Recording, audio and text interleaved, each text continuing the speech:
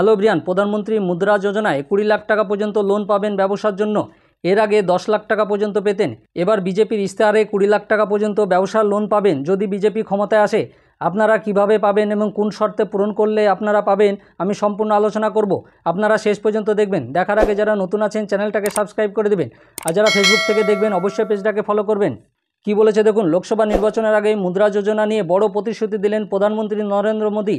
রবিবার সংকল্পপত্র অর্থাৎ নির্বাচনী ইশতেহার প্রকাশ করেছে বিজেপি, যেখানে কেন্দ্রের শাসক দলের প্রতিশ্রুতি ফের একবার ক্ষমতা এলে প্রধানমন্ত্রী মুদ্রা যোজনা এবার 20 লাখ টাকা পর্যন্ত ঋণ পাওয়া যাবে। জানেন এই প্রকল্পে কিভাবে আবেদন করবেন?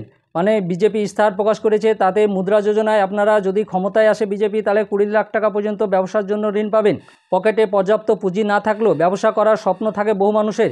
ব্যবসা করে আর্থিকভাবে সক্ষম হওয়ার আকাঙ্ক্ষা যাদের রয়েছে তাদের জন্য প্রধানমন্ত্রী মুদ্রা যোজনা চালু করেছিল কেন্দ্র সরকার। সহজ শর্তে এই প্রকল্পে ঋণ নিতে পারেন দেশের ক্ষুদ্র শিল্পের সঙ্গে যুক্ত ব্যবসায়ীরা।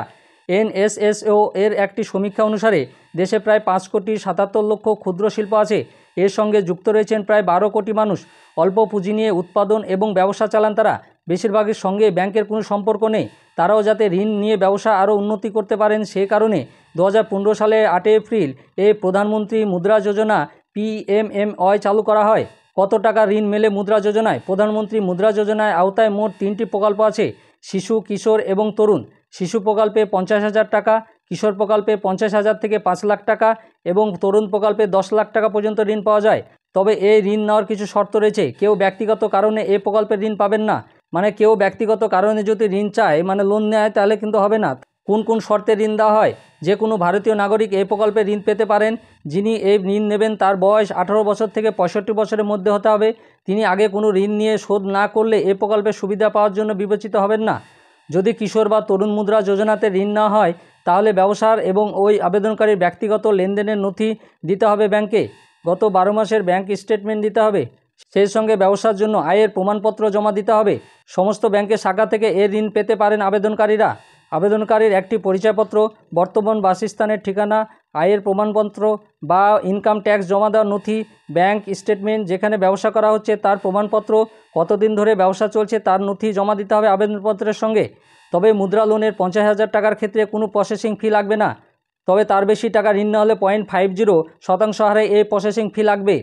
মানে আপনারা মুদ্রা যোজনায় লোন পাবেন, 50,000 টাকার ক্ষেত্রে কোনো প্রসেসিং ফি লাগবে না, এবং তার বেশি হলে আপনাকে 0.50% হারে প্রসেসিং ফি আপনাকে দিতে হবে। আর আপনাকে এইসব শর্তগুলো অবশ্যই পূরণ করতে হবে মুদ্রা যোজনায় লোন নেওয়ার জন্য। আপনি ব্যক্তিগত কারণে কোনো লোন পাবেন না। যারা ছোট বা বড় ব্যবসা করতে চান তারা মুদ্রা যোজনায় লোন পাবেন। যাদের টাকা নেই তারাও শর্ত পূরণ করতে পারলে সহজে ঋণ পাবেন ব্যবসা করার জন্য। এই ভিডিওটা কোনো রাজনৈতিক প্রচার না, কোনো রাজনৈতিক দলের পক্ষে বা বিপক্ষে না।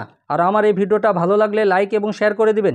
আর যারা নতুন আছেন চ্যানেলটাকে সাবস্ক্রাইব করে দিবেন, আর পাশে থাকা বেল আইকনে ক্লিক করে দিবেন, যাতে এ সংক্রান্ত আরও ভিডিও আপনি প্রথমেই পেয়ে যান। যারা ফেসবুক থেকে দেখবেন অবশ্যই পেজটাকে ফলো করবেন। ধন্যবাদ।